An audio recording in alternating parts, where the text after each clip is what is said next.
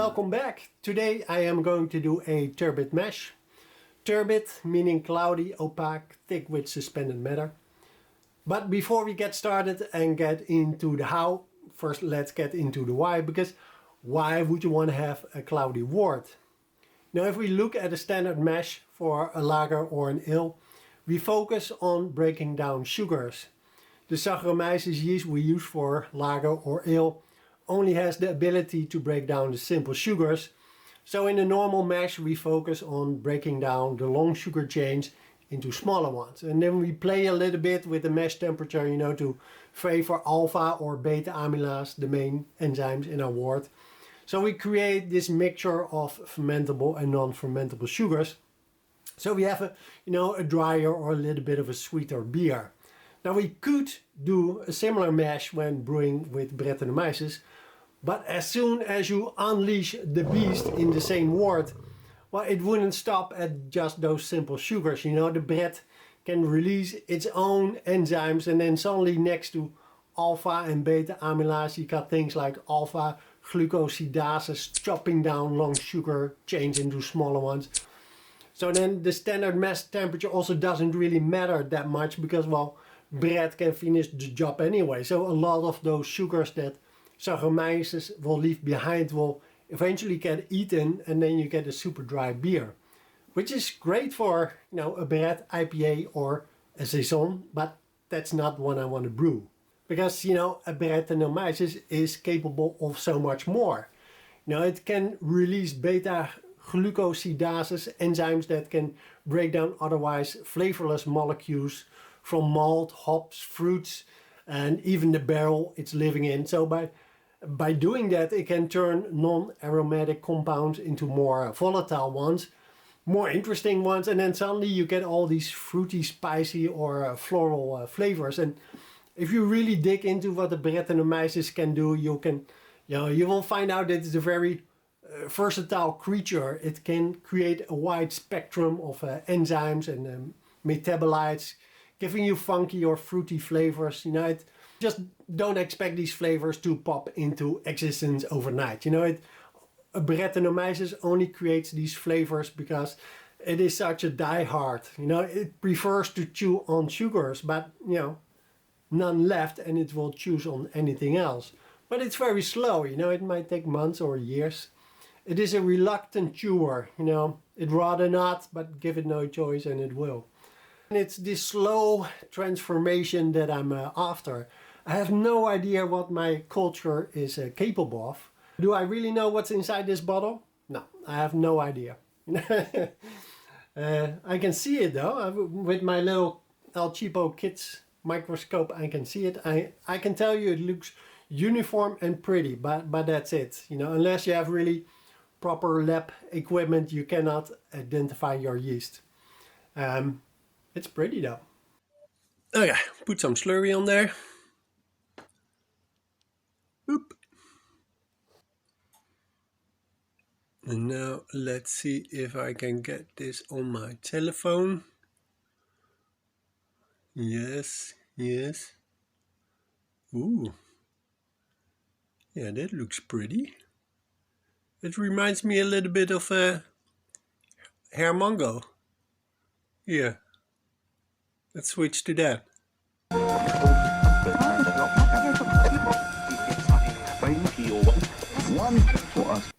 So yeah, with my culture, I want to brew something fruity and funky. I already have the fruitiness, you know, it smells really amazing, but I don't have the funkiness yet, you know, it's mostly fruity.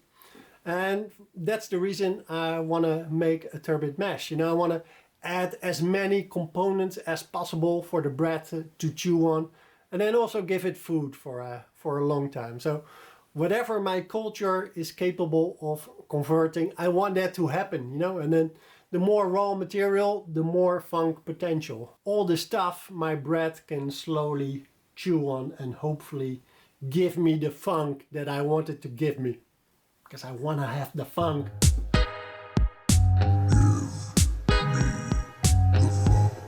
There's no official standard for making a turbid mash. You know, it's an old technique that grew and evolved out of brewing lambic and spontaneous fermented beers. So the process is mostly defined by the breweries that are known for brewing these kind of beers. And then their techniques have been documented by beer lovers and the breweries themselves. So think about breweries like Cantorion, Driefonteinen, Boon and Lindemans. But the way they do their mash, they have a few things in common. The first being that the grain bill is typically 30 to 40% of raw, unmalted wheat, and the rest is Pilsner malt. It's important to use raw wheat because raw wheat has a high starch content, lots of proteins and gummy pentogens that hopefully give us our culture food for many months to come. And if any of those gums together with the beta glucans from our barley are left, it might give us some silky mouthfeel, which is nice because, well, we will end up with a very dry beer. If you use malted wheat, well, those starches are much more accessible to the enzymes and it has fewer gums because it already has been modified. And, well, that's exactly not what we want. Of course, I use my own malted barley and a bit of my homemade caramel malt. The second thing the different techniques of turbid mash have in common is that they all draw a thick portion of the mash really early, usually around 25 to 40%. And then this should preserve complex, unconverted starches and dextrins. You can make a single turbid draw or several. When I brewed 1,000 liter, I only did a single draw because, well, it's really labor intensive and kind of messy. My first step was to dough in at 45 degrees Celsius. This is a very thick mash, so I left out my grain basket. I used 7 liters of water to 7 kilos of grain. And the purpose of this step is to hydrate the grain, soften the raw wheat because it's really hard, and let the malt enzymes start chopping proteins into smaller yeast-friendly nutrients. But we don't really want to have any conversion of starches yet, and that's why this mash is kept so thick. But at this temperature, proteases, enzymes from the malt, begin breaking larger proteins into smaller peptides and amino acids, which later becomes the nutrient for, well, whatever is living in my culture. The heat and the water also soften the beta glucans, the gummy cell wall fibers in the raw wheat, so the grain can swell and hydrate, but they won't be fully broken down at this stage. After 50 minutes, I continued to the next step. And step number 2 is the first temperature rise to around 58 to 60 degrees Celsius. I added 6 liters of boiling hot water to get there. I placed the kettle straight on the stove because the temperature was a bit on the low side and I didn't really want to make my mash much thinner. So the purpose of this step is to have a limited starch conversion, just enough to build a small pool of fermentable sugars. So at this temperature, you know, the famous beta amylase becomes active and starts clipping maltose units from the non-reducing ends of our starch chains. But because the mash is still fairly thick, you know, the enzymes have a hard time reaching those sugars. So conversion should be partial. Alpha amylase, well, starts to wake up but is still having coffee. And the protease activity from step 1 is still happening, but definitely not as strong anymore.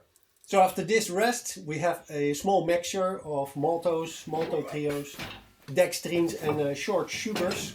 A nice blend of fermentable and unfermentable material. Then after 20 minutes, I took my first turbid draw and I heated it up to 85 to 90 degrees Celsius. Kept it there for 10 to 15 minutes. You should kill any enzymes and gelatinizes the starch, give us raw starches and dextrins. Notice how it starts to caramelize. You can really see a change in the color. And then I placed it on the stove to keep it warm. And then at the same time I continued with mash step number 3, which is heating it up to 66 to 72 degrees Celsius. I did this by adding another 7 liters of boiling water. You could say that this is sort of the normal part of the mash. You know, the alpha amylase finally has put down its coffee and starts to randomly chopping starch chains, you know, like the maniac it is. And then after a good half hour, I drew the second portion, about 6 liters, combined it with the first portion and then boiled it for around 10 minutes. So this gelatinizes more starches. We will have more Maillard reactions, so a little bit more color and a little bit more flavor. And well, I was really happy to see that I didn't scorch any of my turbid draws, because that burnt smell and flavor is just really hard to get rid of. Then, since I didn't use my grain basket and only had a small filter at the outlet, I knew that lautering would be a drama, so especially since wheat has no husk and the mash might be a little bit glue-like. So I transferred the entire mash into the grain basket on top of another kettle, and I started sparging with almost boiling water until I reached my desired SG. Then I combined everything and slowly brought it to a boil and added a handful of hops that was at least 5 years old and left to oxidize. So I knew that IBU contribution would be kind of minimum. I kept a very long boil, not because this is historically correct, but because I was afraid of scorching. So I kept the fire pretty low.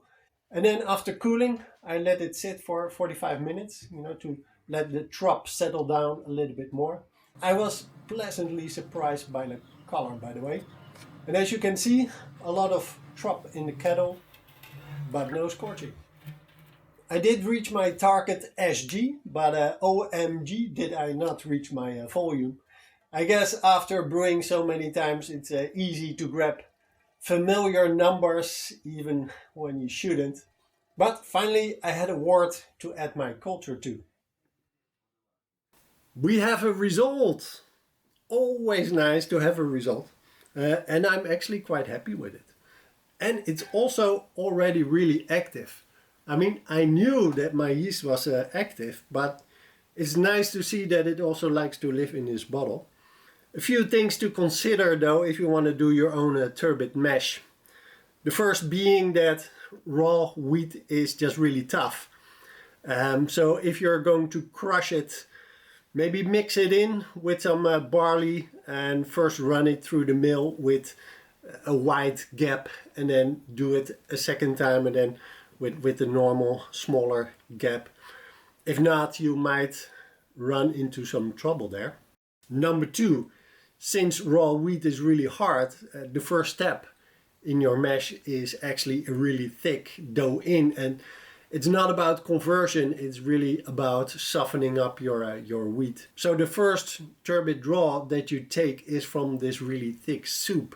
So if you have a lot of dead space in your mash tun, you might already have some starch conversion there, or your first draw might be really thin. Or really thin, thinner. Something to consider when you're planning your turbid mash. Number three, this whole turbid mash is based upon adding boiling water to reach your temperatures rather than heating up your mash. So you need a lot of boiling water. I had to use all my pots and pans in my kitchen. You need your brew volume, your kettle losses, you boil off your fermentation losses, and all those losses are much bigger than in a regular brew. So that's something to really think about. And you might even want to consider using a separate brew kettle as your HLT. So number four, calculate your brewing losses really well. There is just so much trop. As you could see, I left quite some in my kettle, but still, you know, I end up with 2 fingers of trop in my fermentation vessel. I'm probably going to transfer it over to another one after a week or so, because I don't see the function of having this much. It's probably not, it doesn't help the flavor, I think. and it's all about the flavor of my beer. So, and then number 5, well, of course, scorching. Especially when you heat up your turbid draws, stir very well. There is just so much starch, it scorches very easily. Which brings me to number 6. Since there is so much starch in your wort, consider a longer but less vigorous boil.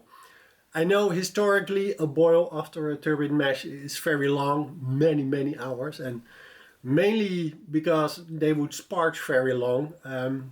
I didn't really see the point of a very long boil since I didn't sparge more than usual.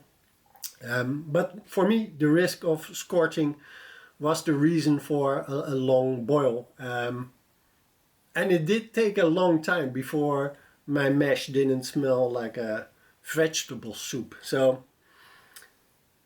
yeah, long boil. And then number 7, the color. You know, I mean, I did add a little bit of my homemade caramel malt, but nothing to the extent that it would justify this color. And most of the color, well, you could say almost all the color comes from caramelization, which, well, surprised me a little bit, but I'm quite happy with it.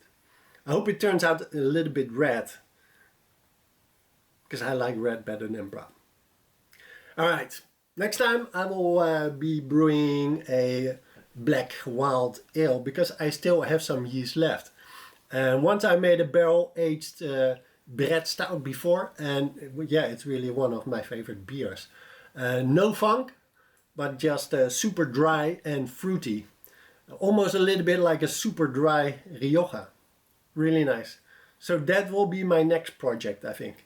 Because, well, it's still winter, so the stove is on anyway. So time to brew some beer.